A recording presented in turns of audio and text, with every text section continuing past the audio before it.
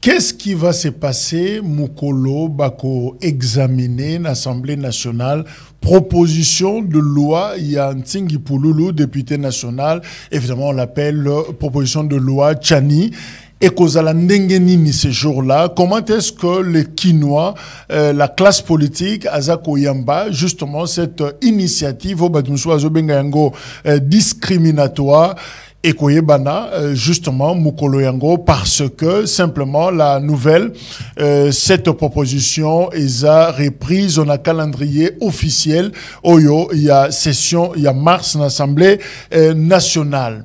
Qui est Jules Alinguete? Oui. C'est un rapport aussi avec ces grands débats sur la congolité.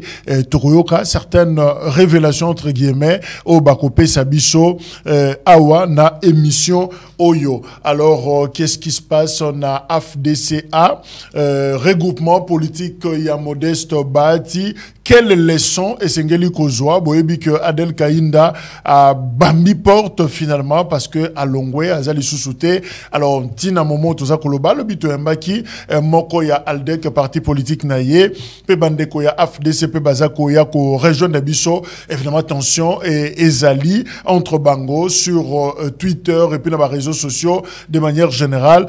Oya Lobby, Oya Zongisi, Oya Lobby, Steve Mbika, il peut à côté nakati ya débat wana. Alors, Tokoyeba, quelle leçon est Sengelito Zoa? Nayambi, Gaston, Mpiana, il y a ACP, parti Argentine Ngobila, na Union Sacrée, Ndeko, Mpiana Mbote. Mbote na Wande Jacques, Mbote na Baninga na Tozo Kabana Bango Etando, na Tondio le sus pour na Libiangi na yo, Mbote na Bayi Kongomani Subako renouveler confiance na Bango, pour na Kolanda Kabiso Tango Iso, Mbote na Kuma Ekolo Félicitations Sekechulungo, et l'on a autorité morale na Biso. Jantiningo Bilambaka, le capitaine de l'Union Sacrée. Deko Jacques, pas si Ezali, au moins, les Congolais non so, Belingba s'est révolté contre le président de la République. Et Moutazo, le Kamakamounion, soit Nanani, Eza, directeur général à SNEL, pour aller comme il y a l'Otiliki. Au moins, il y a une mission, tout le monde sait l'émission dans un groupe électrogène. Carbirape et comme il passe. Social Abaye Congoman, président de la République, Azaola, la tête pour nous bongisson, mais ils en a battu. Il y a PSB Bonga, il y a PSB Moussala, baza ko travailler contre visionnaire. Na yambaki délégation bandonation Mbujimayi. Baye awa bazawa, baza ko bake président de la République akosaki bango le kambo ya lotiliki. Ulengeni président epsaki bango faut bake ndokosela bango misala bandonation na ko pe bazo lotiliki. Mbujimayi pe engenga meti siko misala ezo sala maté. Après ba investigation na biso contrat, ils ont déjà signé en bonne et due forme. Misolo déjà, il s'est Pessamaki. Mais Moutoua Kangi, Misala Ena, ils ont le directeur général au Yasnel, au Yazashiko. Et on est au Mituna. Est-ce que le directeur Wana Azali Kamikaze Nakacha Union Sacrée, a épona ko initié le président de la République, la population naye, y est Azali intéressé, Kagana Bokunzi naye. Azali ko démontrer incompétence n'a pas niveau nyonso. Et comme directeur général, Aïbis Batote a la cabinet, a travaillé avec un assistant. Azu Bapir Petit na ya attendu si bangwana tant que assistant bazako sala, mais Simbite Mikolo et Repoussani a publié cabinet et zangi directeur à cabinet. Comme on a zolo bande ko Jacques oza directeur ozali journaliste mon y a investigation, ezali cabinet ezali faire cabinet a déjà Snell mais zangi directeur à cabinet. Donc makambo na zolo boyo nazo cha mutu nyonso na défi lokola ya akamo ke ndoko tenda bato na bitando yike baye la biso comme directeur général ya cabinet na directeur de cabinet azalité directeur ya cabinet ayalité alors mutu wana eloko etali ye eloko etali sika etumana adjona ye bitumana adjona ye kuna na société bitumbeza kuna entre directeur général na adjona ye baketi et puis mama Adel Kainda ministre ya portefeuille kuna baké ko sona kuna ba misimi na bilamba su pona babunda. Alors selon les informations à notre possession, ba service à sécurité ba s'auto saisir qui da donc nalikamwana mais et ko sila na tifo ba sanction administrative et landela pour que président de la République ba congolais bazali ko zela ba résultat escanté mutuana place ata muto trobayi akambaki mabeli boso place atikaki snel ezongi na sima ndeko Jacques yango nde toali ko senga ete président de la République alongola bato wana. D'ailleurs c'est le ba information na biso c'était un agronome bato basala ki test wana bato bazali na domaine tout ça national agronome. Oui. Or Ntingi Pululu a même président de la République beaucoup ils ont ba proposition ouais ko avancer snel mais au moment que ba tripoter ki makambo ete Ntingi Pululu a ingela na esekanate ba che mutu mususu likama même balende ko Jacques mboka na biso ezali menacé na ben sécurité tout la infiltration mais ali na mundele moko komona ye Michael Depner tango yaki na Congo alobaki autaki Canada ake kotanga na Rwanda. Maintenant imaginez-vous un Canadien na ba université nyonso minene ya kitoko o ezali na kati ya Canada akimi Canada aye kotanga na Rwanda. Et ratangi na Rwanda alongo na Rwanda ake na Sao Tomé. Au Sao Tomé à l'époque ezalaki mboka ezalaki na kati ya Etumba. Tango aye kolongwa Sao Tomé ayawa na kati ya ngomba Kisasa. Tango comme na kati ya ngomba Kisasa mundele wana a se présenter comme Médecins sans frontières. Médecins sans frontières papa naye Edouard Depner azalaki représentant légal ya église néo-apostolique. Alors na église néo-apostolique ba mataka bechelon na ba ministère na bango lolenge ya lelaka. Mais ye tango aye tata na bango asotise mbala moko po comme monsieur évangéliste ancien apôtre de district. Bisika azalaka berger batu ba yebate bisika azalaka évêque batu ba yebate prêtre batu ba yebate parce que na Rwanda kota azalaka azalaka komana na ekoko pone ya masanga azalaka ta ko kende ndako nzambete. Mais na tango to une église wana l'état na biso tango azali ko pesa batu ba ningisa ya ba F90 mikanda pona ko œuvrer et tant que église azali ko ningisa ya ko mener ya ko sala ba œuvre en caractère social. Mais ce que l'ingomana église néo-apostolique ce que tali na étendu à république démocratique mobimba ezala tana dispensaire o ya spirinité ezala kate ezala tana orphelinat ya bana mibale et ya la kate ezali atana makamuno sote akenda musika na conférence nationale souveraine église ya la ka représentée par Kulutu na biso Fortuné Biayi akoli makasi me azali mais mundele wana asala tout pour ko isoler l'église na l'état. Mais lelo baina doctrine yasika. Église wana ndenge tozolo ba bango balobi na néo-apostolique. Oui, balobi basi na basi bakoki ko balana. Mibali na mibali bakoki ko balana. Mais il y a un Congolais alobi non. Déviationnisme doctrinal wana ya liberté. Surtout les africains plutôt les Congolais, tokoki ko sala makambo wana te. À se désolidariser na église no apostolique. À créer structure même sous église non apostolique authentique. Mais mundele wana à se permettre à utiliser congolais moko makaya. Bakei ko porter plainte na makambo ya lokuta. Mais tango bakei ndeko Jacques, tango tokomi kuna na bazuzi makambo ezu sala makuna mundele wana pesi mosolo na bazuzi ba corrompre du retard ya culte.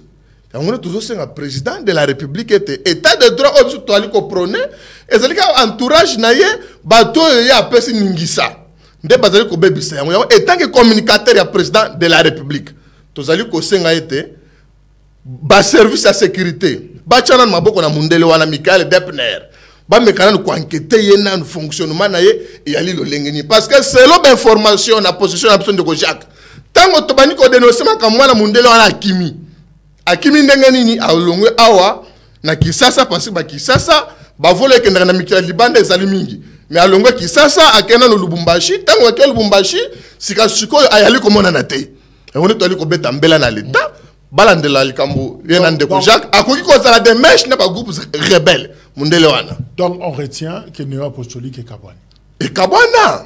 et Kabwana mais bato bazana na bango te la déviation doctrine. Déviation doctrinale salami donc bango no moi si bakoki ko balana et puis mutu wana ndenga zawana transparence ya makabo. Ye IGF a peu qui ça que mosolo ko bimate plus de 10 000 mais mundelo wana asala 30 000 la journée.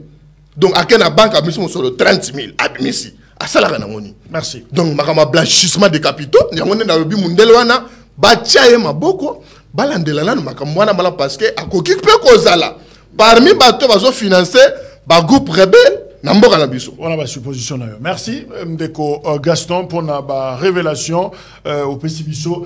Dailin Azanabiso et Longo, c'est un grand retour. Hein. Après un temps, souci à santé, on l'a annoncé à dire si info.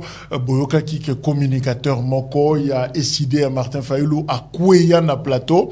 Il y a télévision, on ne sait pas c'était l'onction, c'était quoi au fait. Yé à Zongi, TV, Sikaoyo, après Dailin Mbote. Qu'est-ce qui s'était passé finalement? Bon, justement.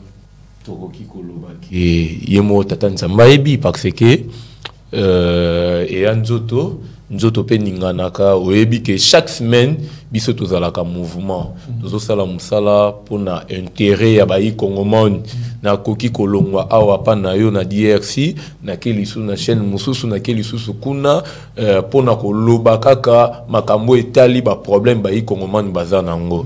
En tout cas vraiment nazosenga vraiment merci na bandeko nyonso vraiment ba assista ki ngai surtout ba membre parti politique na ngai ECD merci na président Louis Martin Fayoulou le secrétaire général de Vos Kitoko Obisoba na ECD tobenga ka mettre plein les coachs merci mingi et na bosanité moi na pate Mike Sem merci vraiment merci pe na omoko merci pe na bandeko na ngai nyonso oyo ba assista ki ngai même na moi mukie biscuit na nga nazana ngo na yoka kindeko na nga Gaston alobeli makambu ya lotiliki ya snel justement na vandi na ndako moi bata ebele bana bumbu babengi ngai bayebisi ngai l'homme du peuple jusqu'à maintenant tozokende 2 mois biso awa na bumbu na quartier Matadi précisément na direction ya Dal toza na couranté et place tozoye baté est-ce que ba konzango ba dirigeant ba responsable ngwa sinel batiela biso ba beti biso kara o tonine pokoto toza pe na ba responsable belé toza pe na ba responsable belé eza côté moko yebani hein eza vraiment côté moko yebani mais tozo comprendre te ndenge toza boye tozo kine na 2 mois courant ezati à part ça bana ngirngir pe bana ngenge pe babenga kingai justement comment on a direction ya Sayo baza na couranté baza vraiment na couranté courant partout hein? Baya bazwa suite transfo faut batiango mafuta banda bakenda nango selon ba information que transfo na bakenda kinango ba longoli eloko bien tamboka na biso ba ventire eleka bazwa eloko bien na commune ngirengiri o baketsa mona limité bazwa o limité baya na ngwa po o ya kunana et travaillera bien ça c'est quel genre abato hein non c'est pas ça hein ndeko nga botiki peuple congolais à souffrir anyo kwama avant d'atamulai mulili bozwe loko na e au lieu bo ranger za kana moi problème mo mke botsa mafuta bino bokosi bango ke toke tia mafuta est-ce que mafuta ngoto tunata tingi pululu ndeko na biso tingi pululu est-ce que mafuta ngo batia kango faut pas faire déplacer appareil pour batia mafuta ou comment ozomona bayibi transfo bayibi transfo ko bazozela sko ya mabesko baya nango à part ça yango tozoyebisa comment ba dirigeant na biso bayokela quand même population mawa oyebi ngai ndeko Jacques tango ba nommer ba mandataire na luka qui vraiment na sala vraiment moi tourner na ngai justement la société na keti na UNPP na kemona na tuni ba agent UNPP comment fonctionnement na bino a boyambi nomination ya mwana mboka Jean-Marie Lukulas ndenge nini ote PCA UNPP ote en tout cas vraiment yepena pas de problème na ba mama bato bazote kalipanda bazopesa témoignage na lobité quand même toti kana mutu asala na musala joueur akoza la libanda bomoni bo betele maboko bo ko tsepe na terrain boy azosala le côté maintenant ba ko tsi mwana mboka Jean-Marie Lukulas na kati ya UNPP tozomona musala o Jean-Marie Lukulas azosala nini azosala ba uti ko inaugurer UNPP mbandaka et lelo yo bazo luka moyen to bisi bango ke bozwa ta ba jeune wana ba de le camp ba jeune ba kulunda tout ça na o le botinda ka bango kanyama ka cc bozwa bango bo intégrer bango bo kotisa bango ata na UNPP bazwa ba formation bazwi ba formation ba koma utile na kati ya société ozomona bakoma utile na kati ya société eza liti oyo obiso bayi komomba tozobunda. Merci. Merlin vous voisin na biso pe elongo na plateau ya DRC Info. Ndeko Merlin Mbote. Mbote ndeko Jacques, mbote na équipe mobimba ya DRC Info, mbote na bandeko toka bon plateau. Ngai penza biscuit mingi ezalite menangina loba na même sens na ndeko langa Gaston. Omoni DG wana akomisi courant ndenge moko na biso ne tokimaka ba embouteillage. Omoni ngai pona yawa pona leka kaka kubanda mo des arts tirer des eaux moyens à la rater na sur Willery. Ce qui n'a bimi au bengingana yawa fona bima tongo po embouteillage mikangila ngai te. Courant pe ko mako kende bongo. Courant pa keina ye po epe akangama na embouteillage te. Asuki wana te amemi biso ti na niveau ke oyeto benga na tuna kulutu Jacques boni santé ngavona benga kulutu Jacques est-ce que bozana courant donc a changer biso na narrative tout na rasuba santé te to comment retourna courant. Pourquoi? Parce que aya comme ça musala ya courant te c'était un agronome un ancien en banque mondiale herba nommé wala d'ailleurs azarote ala entre banque mondiale ba avantage na national na habite sona na ebiseke kuneza kala mbongo koyiba tonini aye bwana mais yoka ya grave zaka te tozangi courant alingi ba céder production na transport ya SNEL na société moya ba camerounais ya ba canadien na ya ba français te mata foro aza actionnaire majoritaire na sima ya société ya ba camerounais wana or SNEL mbongo na ngwe kota na deux secteurs production na gestion ba machine pour na transport. Parce que Agnatika déjà, Snellatika la kaka na distribution do ba farti. Déjà distribution go esa akate pour courir comme na mari de nuit. So la mungite na 3 heures na tongo téléphone na okanga. La preuve président de la République yemo akeso mba power bank. Pour ba charger téléphone. Président donc ngai na président to zani ndenge moto trouver solution. Nakenda langa na botour na sombi power bank. Président pa kenaki so na botour so atindaki mama so atindaki tata moi c'est pas lié power nae. Mais comment est-ce qu'on grave ça? Comment est-ce que le président so mona muntu ya bongo azo garder parce que baromi balé bazana lien niveau nini. Entre temps, pour les qui s'approchent ne on a resendé SNEL azo proposer que avant de savoir directeur monsieur Ndao.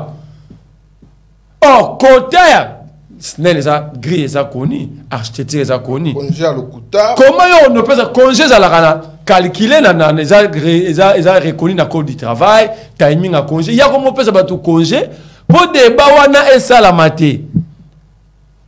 Et ça la deux députés dans le conseil d'administration, Mokoza Elia, il y a côté Nord Kivu, un ancien sur SNEL, Nansingi Poulou, ne battait les mêlés locaux wana. Mais entre-temps, à Sali 100 jours, 100 jours, ils ont rapport à maîtriser le secteur et pour appeler ça vision. Vision est sur SNEL les années. Merci. Pardon, dans cité wana. Balingi ba réparer pas numéro zaki na inga. DG wana a lobby faut 42 millions. Appareil fait à Turquie. Na bosani agenda na ngape na ngata nga kombo ya élément wana. Soka luka na Google 7000 €. Pièce one. 7000 €. Mais il y a lobby 42 millions. Alors, le président tangozo la nanyos. Azozela to banobele la ke bungie, chef yaka to foko katia kokanga maladie erbeno na ba symptômes nango. To pose la muta comme grave a comme une urgence. Moi j'ai comme le président l'impression que le président Nabiso Félix Tshisekedi aza mutu aza médecin et ba urgence. Azela raka eko malanu grave. Pour eux tozolo baboy. So akekuna royoka ke ba dire angati na ba directeur na congé inutile. So akekuna aroyoka ke alingi a réparer pièce mon à 42 millions de dollars. Appelle sa président de la République comme pièce wana.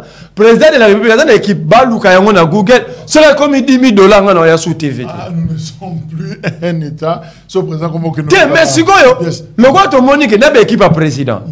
Dans la même formation expert bazar il y a cabinet à président monsieur bazo ko appuyer le kwana po ba somba ba action la SNEL te ya asu ya SNEL azo céder yango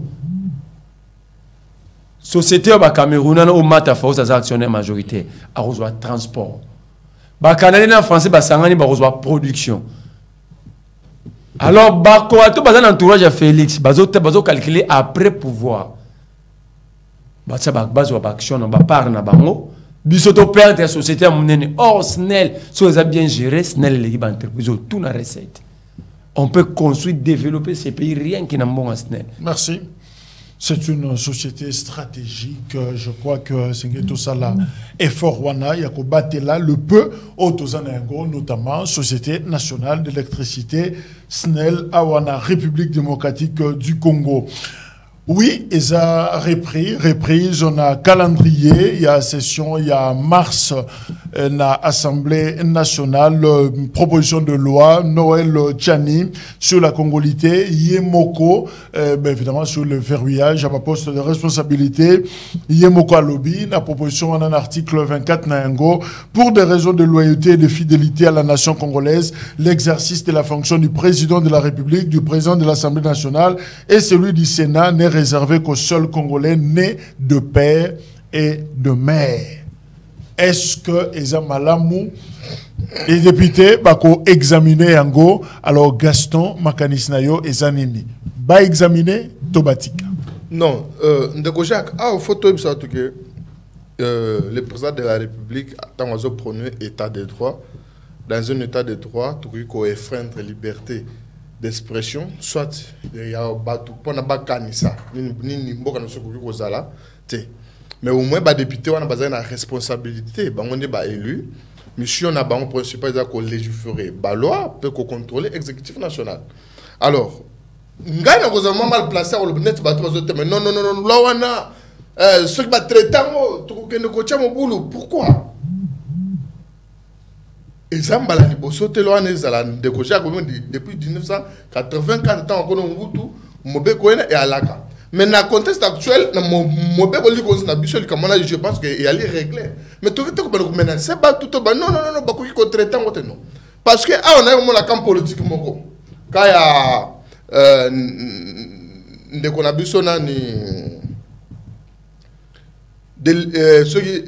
Del Piro Morino Soriano bureau climatique batunaye bazali ko chima kelele no to kende batu bakotam mais bakotam la pourquoi na constitution la loi il faut ça na caractère impersonnel c'est-à-dire bako ko kela mobek mo parce que toujours viser vous to créer mobek hôtel pour bloquer vous parce que vous allez kongote lobby vous va société mais au moins batu bakozala mobek wana Baninga oyo, muninga oyo a proposé qu'il y a une charge devant le Parlement et les députés bazali conscient bako traiter mauvais quoi ce qui égoléka ce qui lui non égolégaté. Mais ici le problème c'est quoi? Au moins c'est le lot. Kaka batu ya Del Piro mourir au bureau climatique ba non alingeti sénégalais. Au moins que alingeti peut agriper ko supporter abimino naza sénégalais te muto na zobela bongo. C'est comme Mikanda et Bimi, on sait bien que nous alingeti tata na azali keita soki keita dianga soki keita keita dianga za fayul keita non faut retirer alors faut retirer oyo ndeko Jacques au moins une confusion oyo ezoluka faut retirer non au moins je ne suis pas sûr que ça tribu moko na kacha Congo basana ba kuma ba keita. Je ne pense pas. Ceux qui basent par Malien, par Sénégalais, tout ça, parce que nous avons na Barumbu, voilà, alingeti par le pays que Azama na Bamou na Baraka, na Barumbu, tout ça na ba Malien, mingi na ba Sénégalais, donc Baouès africain. Barumbu comme na Kinshasa. Balake belle. Mais ce qu'on a journal officiel, parce que ça comme balobi, que alingeti ceux qui keita.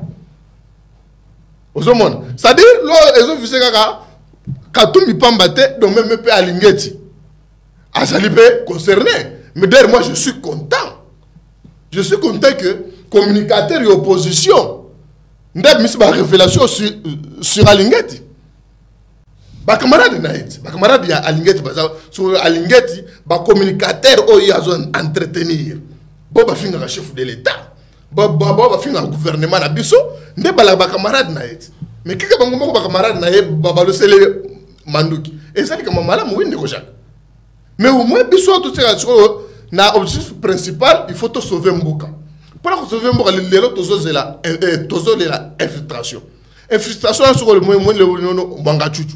Ce qu'on t'a dit, le Nyamanga, tu veux le Moutoyo, c'est vraiment congolais. Il va facile sur un débat ko boya ko kanisela mutu pour na elongi.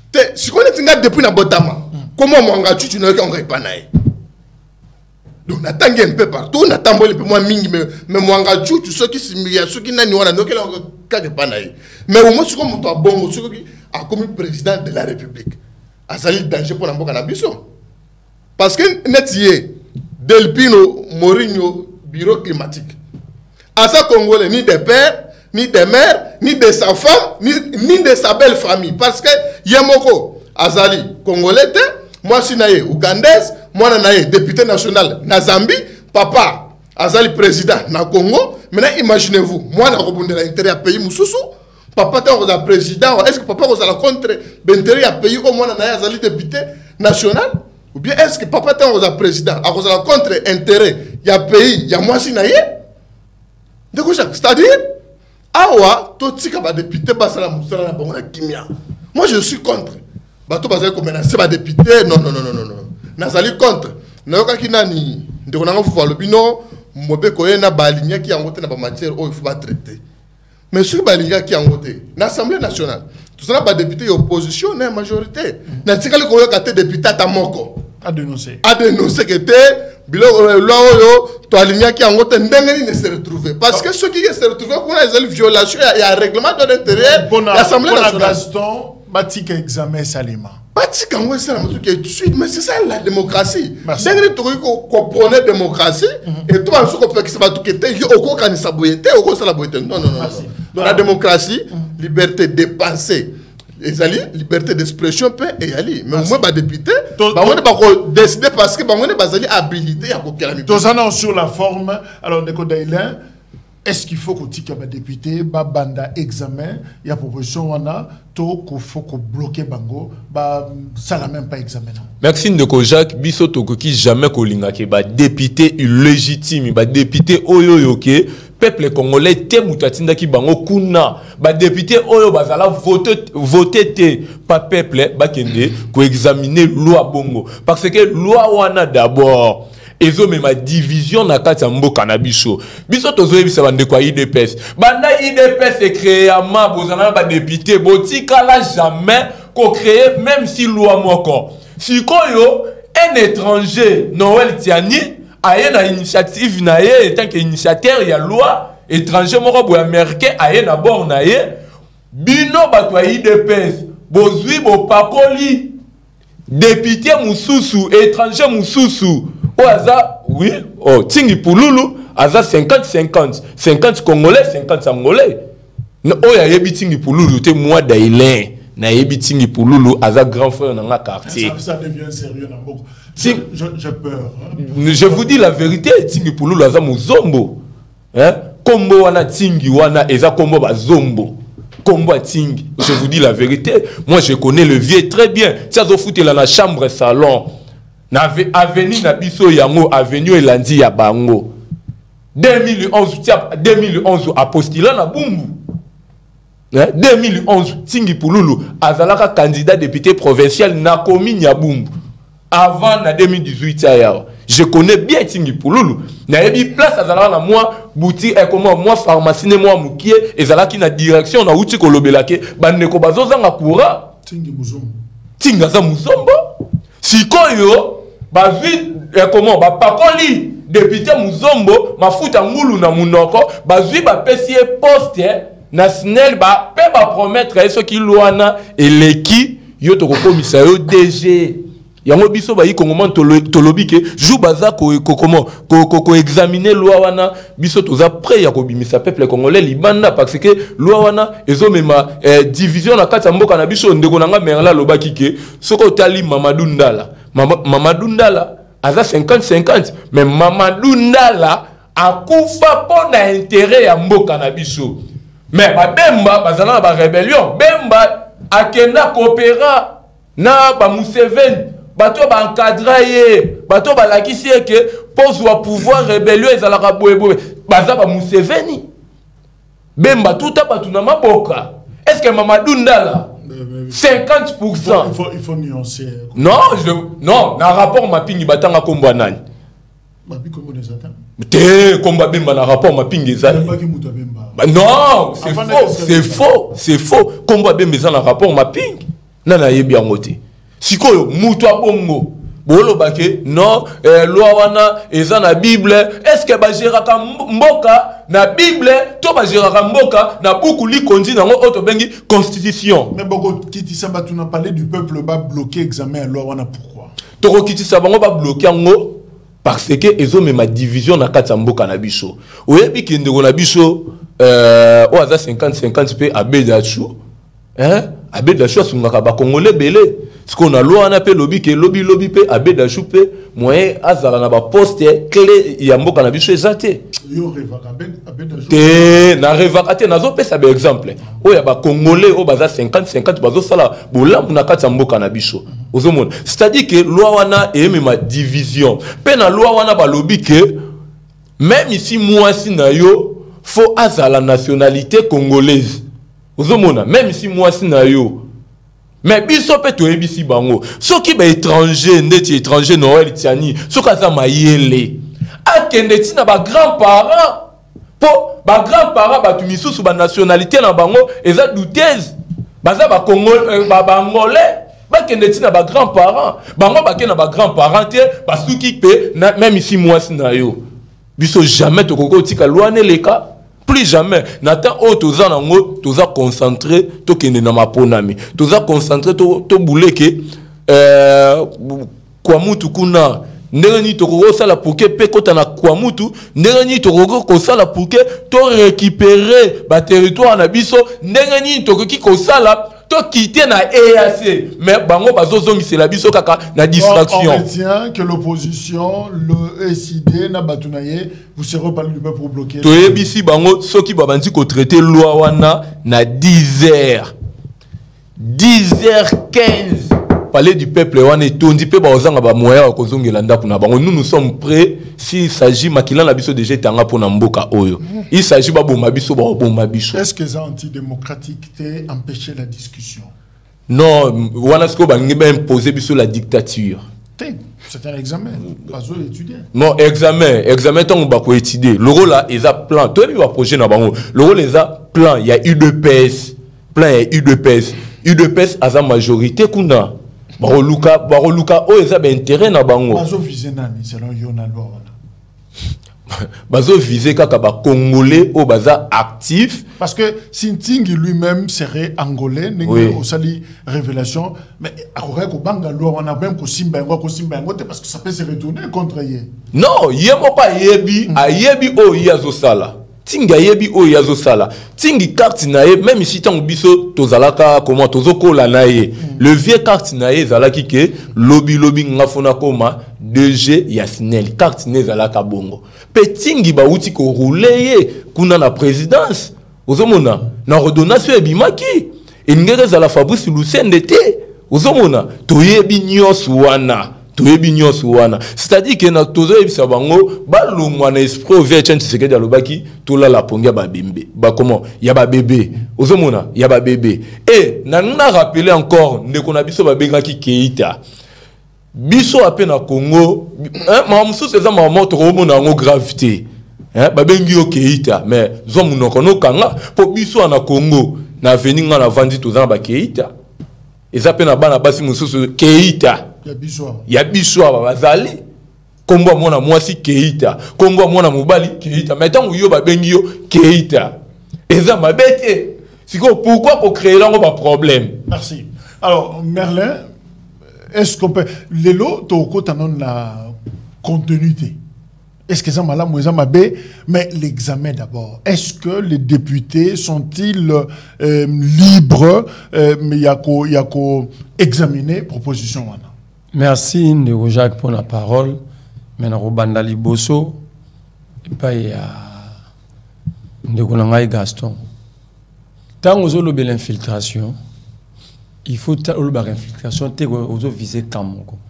L'infiltration, même bateau Bobenga Béro va participer à l'infiltration. Par exemple, Etienne Tshisekedi. Etienne Tshisekedi à la Mukawa, à Tindi Moubake, na Mama Bazaï Baza vivante comme chef de délégation I2PS dans San City. Mais mon bac et Valentin a ça plus de 25 voyages Afrique du Sud, Rwanda. Si mon bac est vivant et l'autre a ebisa biso kaka, akutara papa ya Vital Kamerhe à Rwanda. Mais à ebisa biso jamais les 25 voyages. La raison, c'était quoi la raison? Papa Etienne Tshisekedi, Bayamba et pas Kagame à Rwanda. Papa Etienne Tshisekedi a passé sa troupe à RCD en revue à Wanakisangani. Batra, c'est ça? Batra, c'est ça. Moto ebi momsala basoda, tant batiki moto a passé bateau par revue, ça veut dire moto a représenté quelque chose pour naïta wana to groupe wana. Alors que les RCD à l'époque, c'est un groupe rebelle. Qu'est-ce qu'un démocrate y a combien de Tshisekedi représenté pour les RCD? Pour RCD, les rebelles, les PC, honneur roi. Donc, Papa Etienne paye. Tant que tu as le Mobutu, Mouzé, il faut que Papa Etienne. Il a participé à l'infiltration. Je passe Mwangachocho, Azalakana, Afdel, RCD, CNDP. Donc, Papa Etienne, tant que tu as IDP, c'est Mamouelgana Est. Papa Etienne, Azalaka, Diana, Mwangachocho depuis Kala. Il y a une photo, la régie peut nous proposer cette photo. Au Romona, excusez. Oui, continuez. Au Romona, Papa Etienne a Télémi. Au Romona, les Congolais de père et de mère, Adolphe Onusumba. Au Romona, général Onekane. Au Romona, Emile Ngoïka Songo. C'est ça la photo. Au Romona, Bawamba Diawamba. Au Romona, Azares Rubewa. Na loboko ya mobali ya tata. Ndenge Yesu Masia baki na kuvana na loboko wa mobali ya tata. La photo yango. Ndenge Azarias Ruberwa azana loboko wa mobali ya tata. Tala sikoyo grave. Na sima ya Papa Etienne garde corps wa Katele Salinani, Laurent Kunda Batouari. Tant que tu as l'infiltration, est-ce que tu peux débattre sur l'infiltration en général ou faut-il cibler à Rabat? Ça maintenant je fais ce débat. Le 23 avril 2002, na province Nangaï ya Kisangani. Na Chopo, na ville Nangaï ya Kisangani. Accord, Basalara Alliance pour ASD, Alliance pour le sauvegarde du dialogue inclusif. Papa Etienne Yohana. Les infiltrations de Bamouanga Chocho, Bakunda Batouare, Bazaya Surubeo. En quoi maintenant les infiltrations? Parce que, oh, Babi a constaté, a tiré au trahim Bogoté, a Sangana na Batouama Bete, Yohana. Ok.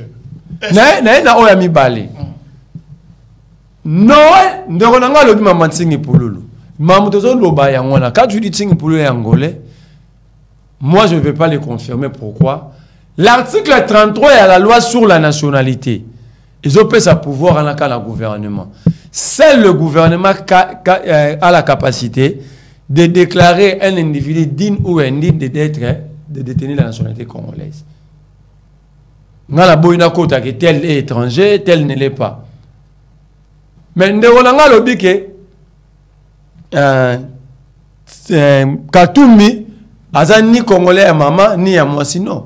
So na tuni ndeko nanga ya lobi aza mwana ya Katumbi aza député na Zambie na contre parti politique. Baloba parti. Batanga parti parce qu'ils ont toutes les informations. Mais jamais batanga parti. Groupe parlementaire né na parlement zambien. Ezakani.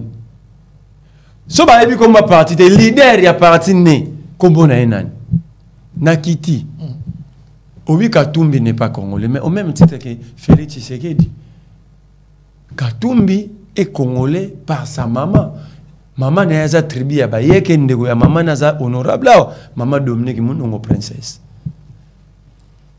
Katumbi n'a jamais nié que son père est juif. Mais Félix Tshisekedi a ebisa biso que papa na maman ya maman Marthe Bauta Angola na territoire à Malange. Bili bolo ba maman ya Katumbi aza zambienne. Bo pesa biso province, village, territoire. Ya maman ba Katumbi na Zambie. Mais au moins Félix Tshisekedi a biso que maman na bango uta na Malange. Pa beti to la biso ki chulube ko lo ba makune za pona bango. Wana de père et de mère. Mais à évoquer principe à droit le but. La loi doit avoir un caractère impersonnel et général. Parce que si on dit Tshisekedi, c'est comme un caractère ni colonel. Alors, si on veut débattre, Toujours débattre pour l'intérêt de la République, il ne faut pas tout banoba.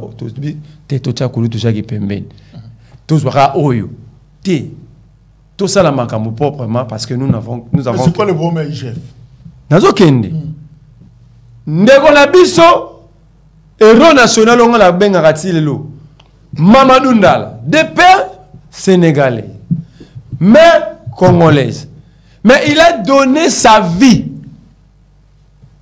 Pendant que Etienne Tshisekedi de père et de mère, on est quand de père et de mère, on nous soumba de père et de mère. Emile Ngoï de père et de mère, Wamba dia Wamba, Tamwe Mama Bake Sangana Barwande, pour venir tuer ici au Congo. Combat ça la déclaration le combat terroriste, battre avec 40 personnes à Maniema, babi que sommes souhaités to abattre en sous. Mais des pères et des mères. Mais des pères et des mères té Abundeli Mboka a gagné rébellion paix à Koufi pour la Mboka. Alors à ce moment-là, si on veut parler du patriotisme, maintenant Mamadou Ndala na bangonda na patriote. N'est pas Lingeti. Moussala Gila Lingeti a Osala, mais il n'est pas de père et de mère. Parce que l'article 50 à code de la famille Lobi Boye, le nom doit être tiré dans le patrimoine culturel Yamboka ou Zenet Yabiso. Comme on fait un patrimoine culturel Nabiso. Est-ce que comme Keïti a un patrimoine culturel Nabiso? Ça c'est la loi. Parce que l'état des droits, c'est aussi la dictature de la loi. C'est la loi qui impose sa volonté. Loi Lobi. Moutou pas à la combo na mboka oyo combo na faut la tirer parmi les éléments constitutifs de la nationalité congolaise. Code de la famille reconnaître que moutou pas à la congolais. Alingete. Te comment les a alingete te alingite. Bref ya liboso yembo kazo commandé. Te mais quand il y a un usage de faute, faut en écriture. Faut combien en écriture? Parce que ngai étant que citoyen on ça la foi dans le journal officiel de la République.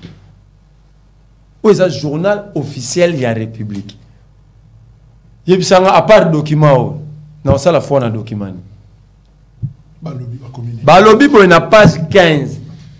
Article 6. Sont nommés au grade de chef de division. Il y a journal officiel. Journal officiel. Document, oui. Pour exercer les fonctions d'inspecteur des finances à partir du 15 décembre 1988. Les agents dont les noms, postes, noms et matricules ci-après. Alingite Keïta, matricule 450-204. Pour moi, la question est journal officiel. Au début, il y a INC Bamporiki. Il n'y a pas ça. Bamporiki Manegabe. Matricule 450-205. Alors, moi, la question que je me pose, dans le journal officiel, c'est là qui omission et combo na Jules. Et puis, ça, on a signé un document, il y a un inspecteur. Qui est Zalaka, na un liboso pour aligner conformer à mon abattoir bande de Babankin qui est. Oh, il y a un patrimoine, il y a un bisoté. Qui est un ouest africain, K-E-Y seulement. Donc, il y a travailler comme bon. Mais dans le journal officiel, tu peux voter là. Je les ai. Mais on a ACP. Tant que Félix Tshisekedi a nommé Ndeko Alingite Keïta. Agence congolaise de presse. Inspecteur général chef de service il y a IGF. Basale lié papier net au Congo de Bengalo Kassa journal. C'est notre presse écrite officielle. Balobi Boy. Kinshasa 9 juillet 2020. ACP.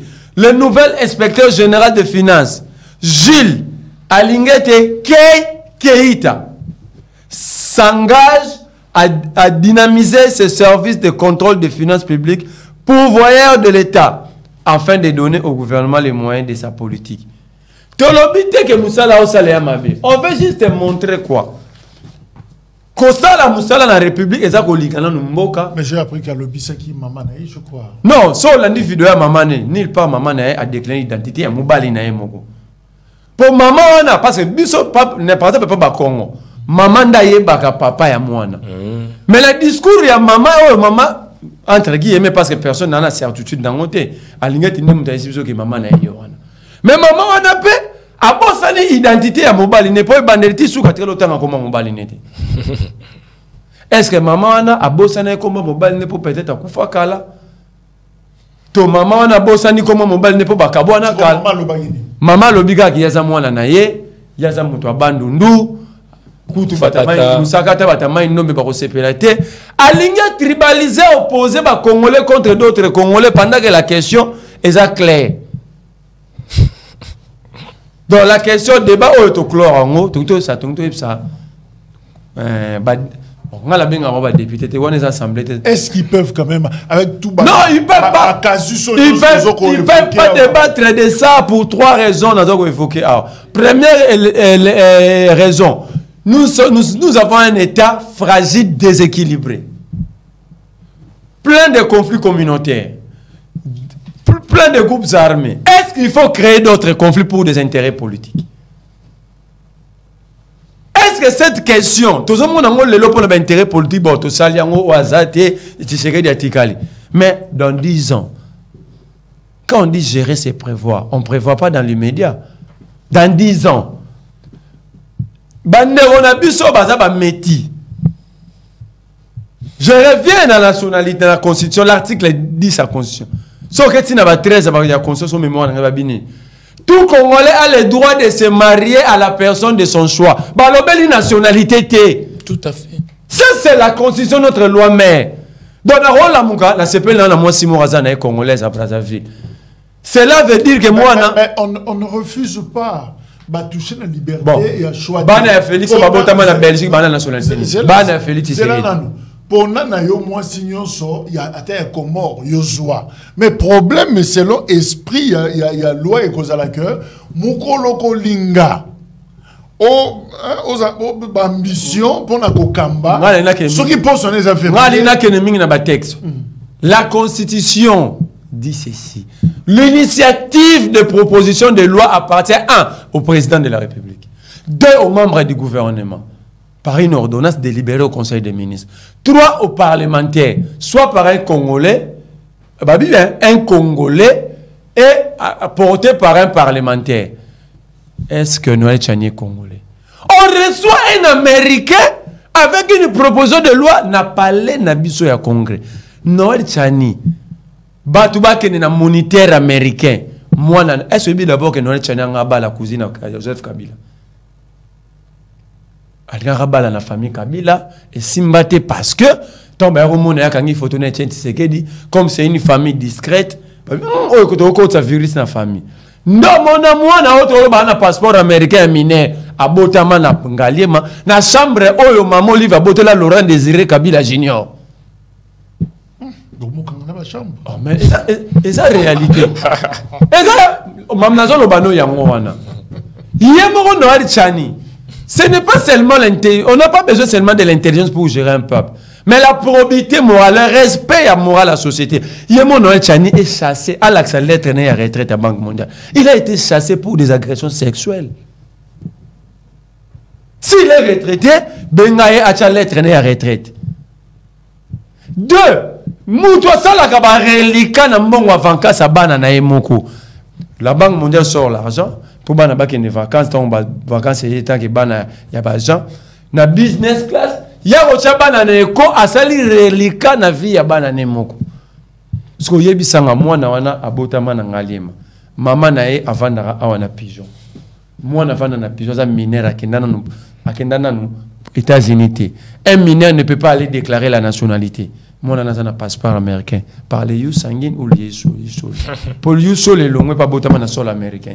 Merci. Voilà. Donc, à la déclaration, tu te regardes la yeux sanguine. Dans une nationalité américaine, par le sang de son père Noël Tchani, est-ce qu'un Congolais peut aller faire une proposition de loi aux États-Unis? Même pas. Voilà. Même pas. Les éléments sont là. Donc, on n'examine pas. Deuxième raison, le rapport de force en politique est réel. Il y a le but de examiner. Pourquoi Kabila va examiner la loi électorale alinéa 3 l'article 8 qu'il y aurait élection que si le peuple est recensé. Le peuple s'était imposé. Et le régime, il a reculaka. Ben, je me souviens de la proposition de loi Sakata, je crois, Mina. Ah, Sakata Mina. Pourquoi Bino Igno Sakata Botika était pas débattre? Loi Sakata. Alors, pourquoi les lois Koulouté, ce monde a loi, tant Mina Kuna Sakata Bakinotika loi. À part Makele, la bataille Igno Sakata Babimisa qu'on a libanda. Oyoka qui battage médiatique, to folklore, moi ça m'a proposé loi. Pourquoi cette proposition de loi faut ça la grande pompe avec battage médiatique, Makelele, Bakomba Batou, Yenengaza ba l'infraction. Il appelle Katumbi par des noms. Or la loi dit que Moutoumoko femme Makombo Moko. Et puis le nom est sacré dans le code de la famille. Mais il se permet. Il y a Robin Moutou na Kombo Moussous. On y a soukata bongo batbaye bate a identifier sous Moutongo. Donc il y a on a lingi. Ngai na rotingai na Rolando Mingite po yo ozana leader no parti politique no azolo chano makele pamba a rokufa na ye a robota malisusu ngobila kufa papa pamba bota ma papa pamba azalaka fils aîné Joseph Kabila a kufi a bota me fils aîné Félix Tshisekedi sauf le premier président a rokufa robota ma comme fils aîné bisoto lingate. Alors, quelle leçon est-ce que retenir na crise au ezana FDC?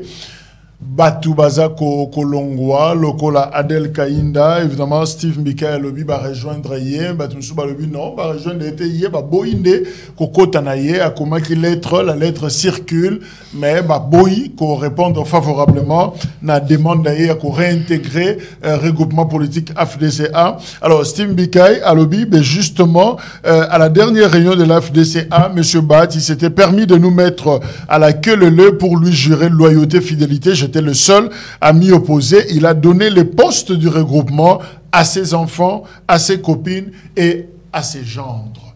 Alors, est-ce que Eza Mabé, justement, Ndeko Gaston Angina Tunayo, na aspect Yasuka, Yatuit Yambikai, quelle est la part de la famille, membre de la famille, justement, il y a leader Nabino, na katia combat politique opposition? Est-ce qu'ils ont bazana part moko dans une fois de plus de koja pour maloba ya mona ya no la mutuna na ona meke un peu ko régler tout monde ba mike mais d'ailleurs bino bozolo bozo pouvoir parce que pouvoir beaucoup comme ningini parce que abino ba toi na ba ko siéger biso to kufa déjà to kende ko kufa sukuna na parlement pour nini c'est-à-dire na état de droit liberté d'expression il y a les garanties mutuna so ko réfléchir le lengi ya lingeli tout rejeter dictature parce que quoi imposer bon que vous traiter loi anaté la loi est commis l'anarchie. Mais vous l'avez fait aussi. Mais loi Sakata. Oui, loi Sakata. Vous l'avez fait. Ils n'ont même pas eu le temps. Nous on a zolo bana. Mais les régimes non, permettez. Azolo bana union sacrée. Je ne pense pas que Nathan ya mina ku Sakata na loi na cash FCC cash. Union sacrée ça là qui était le régime FCC cash. Bien sûr. Les régimes. Bien sûr. Ok. On parle du pouvoir. C'est-à-dire, là, moi, je parle. C'était les camps du pouvoir avec Kabounda à l'époque. Donc, je comprends. C'est Kabounda à l'époque où il y a comme Moutounabino. Alors, on dit Jacques, les Kamboya, Bakoulout Nabiso, Mbikaï, Nakoulout Nabiso, Bahati. Moi, autrefois, ça me fait mal. Inconstance politique, il y a Bakoulout Nabiso, yo. Et ça, je vais démontrer. Et ça, Bakoulout Nabiso, Bakouki, comme ça, nyon, so, comme Mate, Bazo, Babasa, Bakamouno, Sokaka, pour le pouvoir. Oh, donc, Bango, Bakoulout, pour le pouvoir, au Salanyon. Makambo, ça, qu'on les les lots, dans les réseaux sociaux, n'habitant de Ike. Oh, Bando, Nabiso, on se ko Vilipande, Koulout Bahati. Mais d'autres pas, mon gars, que Koulout Bahati, Azali, n'a raison, Makambo, il y a une Steve Mbikai. Pour l'année. Mbikai a quelle élection il y a regroupement AFDC-A. Autorité statutaire, les professeurs modestes Bahati Lukwebo. Mais tant que Balié a mis député dans compte regroupement. Maintenant, tant que Balié pour former le gouvernement, il y a Ilum Kamba. Dans la tractation, il y a Koulout Bahati la présidente du Sénat. Et Kabila Mona qui était, il faut appeler ça. Tambo Mwamba Sénat. Or, Tambo Mwamba, il y a un député de mon côté. Koulout Bahati Asilikaki. Bango. Nenem Koulou. Steve Mbikai. Basali. AFDC a Moussous dissident par rapport à AFDC à Modeste Bahati Lukwebo. langa na zomona na époque wena les locaux na zomona ba communicateur ne ba comme moi ebele net mais à l'époque muninga na biso maître Ivo Yanga tozala kozala na yena bitando nyonso Ivo azali kolela na mai na miso tawana bati grand prêtre ministre Nene Nkulu ministre na compte AFDCA mais le quoi na état de droit lelo bati le kwebo a recouvrir ba droit ya regroupement na ye a comme na regroupement na ye yembika ya azala ko finga bati mais le quoi à comprendre que lelo ceux qui azongi a parfaite harmonie na bati a kolokele sur moi poste moko or à l'époque conférence de président bakotaki babengani déjà mbika na kacha AFDCA o ezali abonné bati le kwebo mais sikashikoyo AFDCA asala qui communiquer pour le BT ba parti nyonso o bazo construire AFDCA ba ko renouveler ba adhésion na bango et Lucas ezali no monique Steve Mbika epé a commis mukanda a ke kokotisa vous allez le 22 mars kaya sanzawo maintenant AFDCA baboyi balbe te mesure wana babengana oti lelo na no elongo te mesure wana ezali ndo moni mbala moko kulutu na biso Mbika ye aye abandi ko fima modeste ba banda tweet ne bandi ba tweet mais ce qui bandi maki que oui l'intégration na autonomie yango est-ce que bela c'est ba tweet oyo ya monde ba konga na zomona ba ngala benga bango les hommes politiques bazo ça la politique na sens ya mabe bazo ça la politique ya libumu azo funda bati lors ya partage ba responsabilité il privilégie plus mais approche ba mamba admettons reprochons bati na makambo nyonso wana o ya lobi wana eza solo mieux be muto bongo donc bati za muto mabe yozo que nous constate le cas pour son sur regroupement de ponanine ça n'a pas de sens. Donc inconstance politique jusqu'à la moelle épinière bakulutu na biso bazoya na politique kakala libum on l'a doté à constater peut-être parti politique naie parce que les lots Bikai azali mieux placé à cause appel règlement politique. Zala na toutes nos questions. Tant que vous avez action il y a ACP, je prends le cas de votre parti. Est-ce que mon aka excusez-moi Madame Gobila na ba manifestation bananaye c'est pas membre famille Bazara. Oui, bah membre de la famille il y a gouverneur Bazali. Oui, bah le thérapeute Bazali mais non sauté. Faut les balayer c'est moi. Bah le thérapeute Bazali. Ce qui va patcher bango na ba responsabilité, ça ne dérange personne. Oui. Et ça la bande mutoro zaleti moi na Ngobila. Mais azali militaire à parti, azali combattant na quatre parti, azali ko lutter na biso ensemble. C'est-à-dire ceux qui parti est dividende politique, il faut tout le monde discrimination donc azo mérité ba droit le leng mona ba camarade mususu. Ma be azali que kulutu ba ti place ngana zane d'accord té. Vous allez voir que ba nomination est utaki parce que les enfants, les copines et les gendres. Mais si les enfants, les copines et les gendres, bazala razakana ba réunion.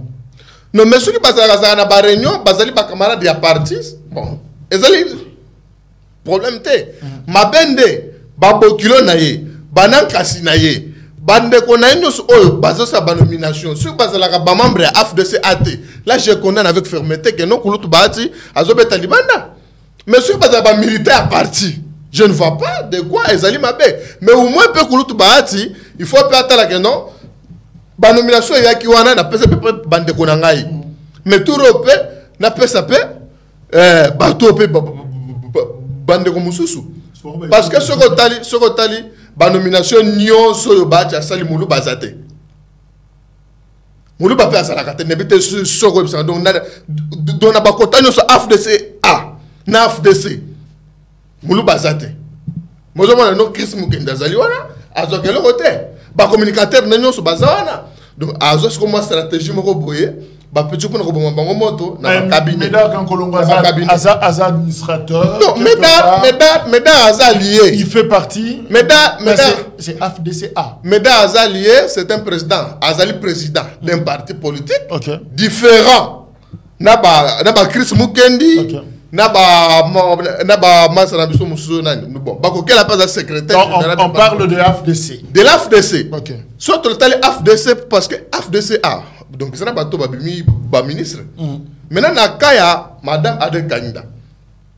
On m'a dit que relation CB baki wana to komi bombela de donc bilongité. C'est depuis un moment que on a bato AFDC, bazo beta bato Aldec bazo beta bato AFDC et selon les informations à ta cotisation il y a madame avec un tant que ministre il y a portefeuille na côté ya AFDCA bazala qui kozongo suscité c'est-à-dire non ça a intérêt politique tende ko Jacques wana makamona de so ben peut ba ifo yanga ba makanga nde ba ko ba makamo so le kana katanda kuna bango nde bayebi mais à l'étape actuelle ba deraka librement ba longa appel librement merci madame Adel ce qui a longwe AFDCA ezali suka mokilité mais je ne pense pas que quoi que tant que tout ça na famille politique moko afnani union sacrée babanda ko tout ana aldec AFDC ezali ko sunga biso pété zapenda kisa ya mabe mais je veux vérifier un élément. Certains articles ya presse eza ko funda haute hiérarchie ya union sacrée balobi baza à la base ya déstabilisation wana non ndeko Jacques wana na ko yuko bombate union sacrée ezana ba magui epelé donc la baba haute autorité oyo zo benga wana baza ba tumoko bazali ko s'accamparer banane donc bango bazo ba poste nyonso ba dribla ka baninga na kacha union sacrée okomona ta ba parti oyo omoni que parti existe kaka na ba lokasa etamola na poche ya muninga mais bazo za ba poste mais ezana ba poste ezana ba parti politique musu ba partenaire important. Oui, est-ce que Félix Tshisekedi a un pouvoir discrétionnaire, il a nommé le ministre? A-t-il posé la question, Madame Abdel, aux autres appartenir à la famille Nini? Parce que Adel Gaïm Dalobi, non, poste Sigo Sama de Oyo, n'a en tant qu'Aldec. Pourtant, Liboso n'a Sama 1 Azaki en tant qu'AFDC.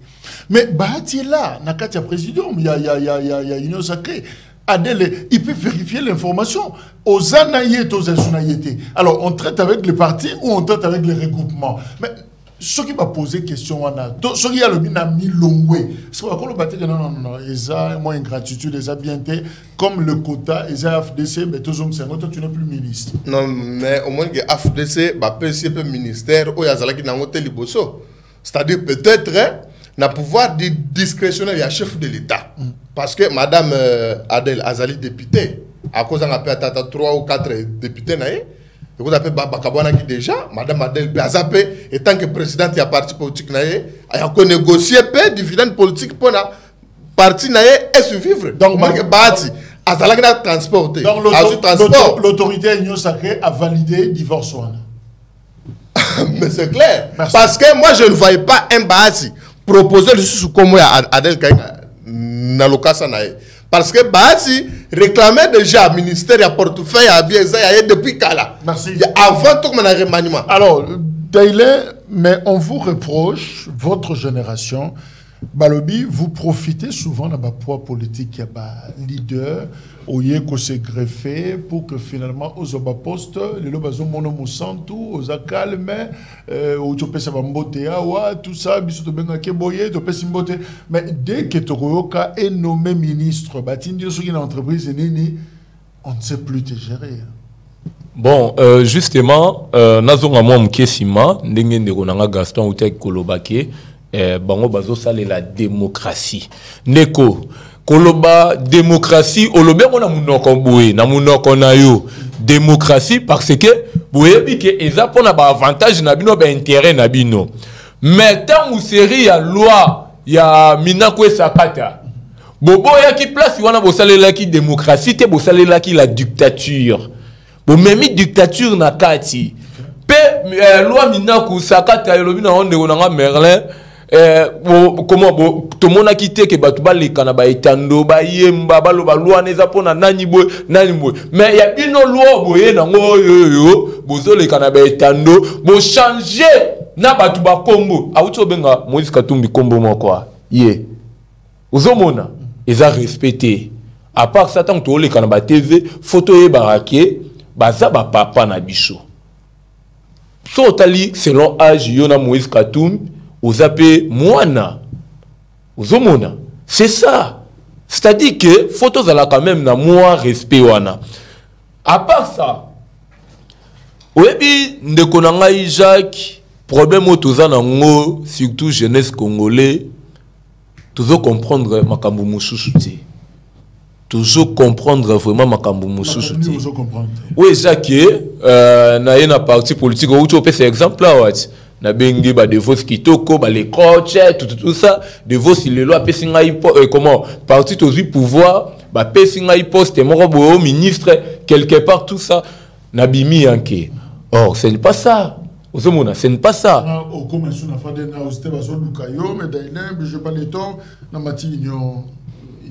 L'ingratitude politique est fout à côté. Ozomona, ingratitude politique est fout à côté. Na vie, il faut kozalaka bien koyebaka ko soigner relation. Ozomona, parce que on ne sait jamais. Et ngai na romona ne ya mabe soki poste na ngai yo ngada ele ba ngaba pesa ngai yango na moni ke ba pesa yango Mylène. Hein? Ba pesa yango Mylène Fayulu. Wana ne na romona ne ya mabe. Ozomona na romona mabe po ngai da ile na bundaka na terrain. Mais Mylène betam so bunda. Hein? Est-ce que Mylène déjà soit gaz? Mylène, nous avons te poser question. Ici, na Zolobela, Azali Banda, Cameroun n'est pas moi, l'hypocrisie politique, moi, l'hypocrisie, Cameroun n'est pas moi, non, au Monisco, bêtise en haut, Azoloba. Cameroun pas connaît comment. Hein? C'est que Abunda rappelle Libanda, non? Bon, Abunda rappelle mais na Cameroun. Non, oui, Abunda Kalibanda, yé Abunda Kalibanda. Na babilo connaît oya salaka. Mettons to lobi que tokobima awa dernièrement awa to kende juba ko comment ba examiner loi na biso peuple congolais to kende libanda. Est-ce que romona Mylène wana? Donc on soit ka ba résistant na biso ba zone rouge. Ce qui gâteau les lots n'a décidé la famille Fayulu ne prend rien. Non, total non biso na nous bateau to salike pour que décider na nous et comme à place wana. Niveau engagement. Oui, engagement. Tant que le engagement pour la citoyenneté et le développement. Si quoi engagement, hein? Je suis d'abord engagé et citoyen wana ezana eza biso ba citoyen ezana eza comment ba ndeko na biso ba résistant ba zone rouge ba force ba nani boye ba parlementaire debout ba ngo wana nde baza ba citoyen ba citoyen hein siko développement tant to esko na masolo to continue na masolo tozo développer ngosiko to benga siko ba Mylène basa ni boya bozwa gâteau tandis que biso to chômer non wana to ko accepter ngote. To quoi accepter ngote ayamwana tozo ça va jeune il faut to bimasko na système wana parce que jeunesse na biso to komaka na niveau na landa rave wana moi $100 pesa $100 $200 na leka na TV na sala nini na sani yamwana pe ozomona omoni place mususu ba vie wana baza na baona moi raison ozomona bazoza na raison point po atali ke yo ya kapa na ye apesa ka yo ba $200 ba $100 tout ça lelo azui bord azui sko batu na ye atie wana atie batunae yo déjà ozwaka omifuta maka oza déjà na salaire na yo bazwi ko mutu oyo afuta makate batie wana ozomona mabende ya mwana ngata unaya ko sala politique na ya teke na kendaka pa Fayulu président Fayulu pesa kanga mbongo bo esalela ngabo non nga na ya ko bunda pona intérêt ba yi Congomani na ya ko luka musala te na politique il faut sikoyo jeunesse congolaise o ba ye ko sala politique ba longola siko image wana mais za pe faute na bango te za faute ya bandeko na biso pe perdre bango nde mutu ba kotisa ki système wana na ma liste électorale tango kokota. Est-ce que vous pensez que on peut reprendre Bano et Bajon? Eza ndeti biso na parti na biso eza lit na biso démocratie zali démocratie za botika ba jeune pe basala ni bakende. Merci.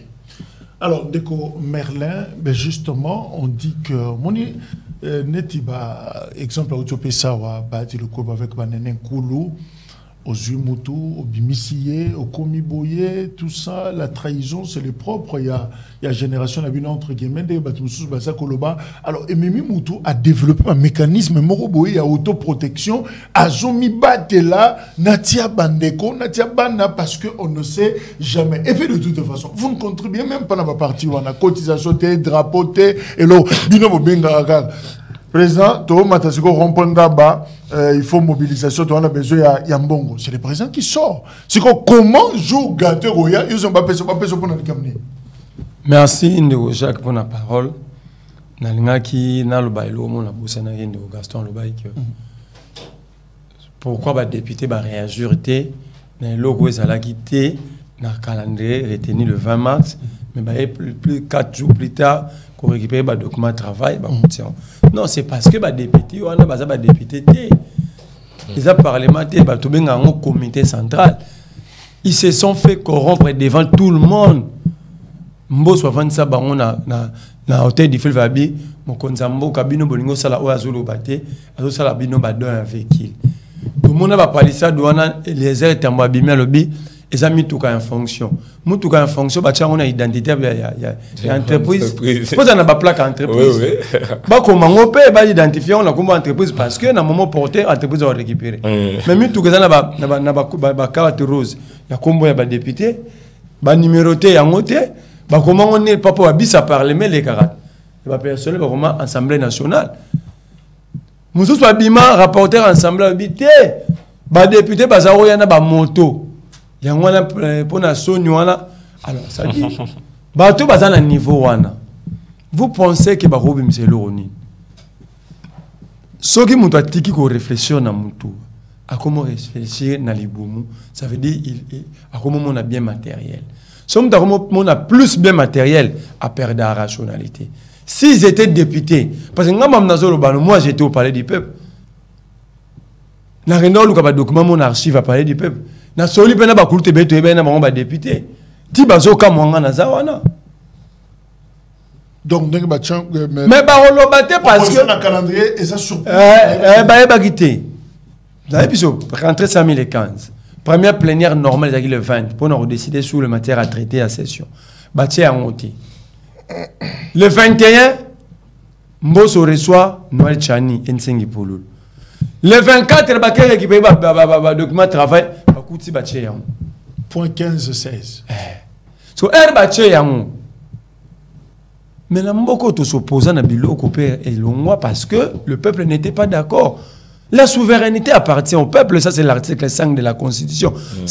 Tout ce que le peuple n'est pas d'accord, la Constitution dit ceci. L'état des droits, imposer notre volonté. La volonté du peuple congolais à vivre dans le séparatisme. Alors, un peuple à comprendre que besoin de ma loi moro séparatiste. Peuple à boyer. Le mien à faire pour des bons dirigeants. Au Yolobake, Borosala Nini. Pour retirer parce que le peuple au boulot décider sur hier n'est pas d'accord avec ça. Alors on prend le... si réellement vous arrivez vraiment béli à peuple parce que la légitimité c'est comme l'affection. Ce qui n'a pas boulingo notre affection y a dit.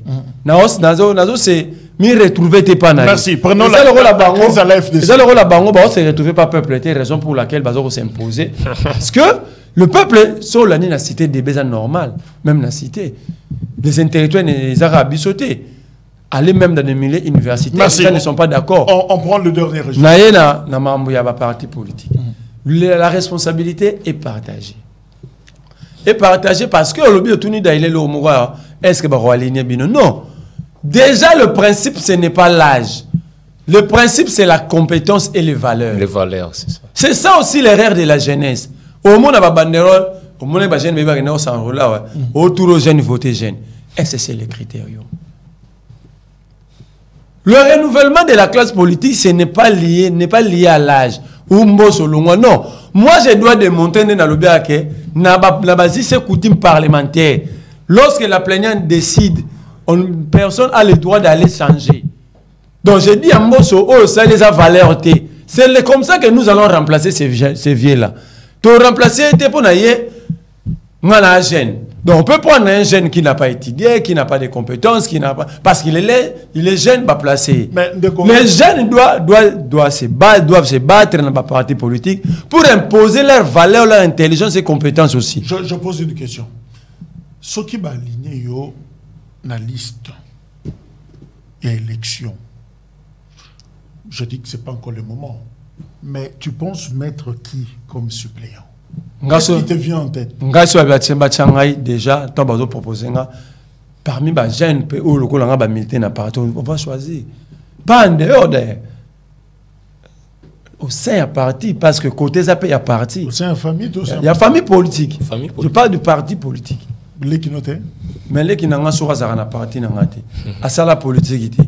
Donc, vous voyez, quand on a combien de quoi, ça qui n'a comme ça, tiens. C'est ça aussi, Bissomo, j'ai une photo là qui s'apparaît, tout prêché par exemple. Pour moi, le respect, ça on a mon toit, mérite respect. So il y a une partie yomoko, non garçon lobby. Même moi, ça sera 10 personnes pour la carrière, parce que tout ce que nous faisons, ce n'est pas seulement pour la vie. Ils appellent Bissomo. J'ai une image que je suis en train de vendre, mais est-ce que pour cela, il faut bien représenter chaque jour Pierre Soumbo? Nous avons travaillé pour que l'obéissance soit le véritable produit aux républiques en compter sur le plan politique. Est-ce qu'il faut que pour nous travailler produit dans le président?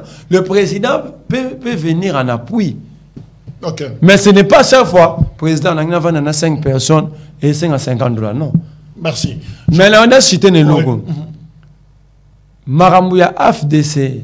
Il y a AFDC, parce qu'il y a le bâton de regroupement. Non, il y a un regroupement. Des Béza. Batubaya, Basangana, Basala regroupement. Ils ont AFDCA. Mais cela prouve à suffisance que le Babylon Rwanda est baligable, ils ont géré. Parce que si ils ont géré, ils ont la coordination, ils ont des textes, ils ont régir en haut.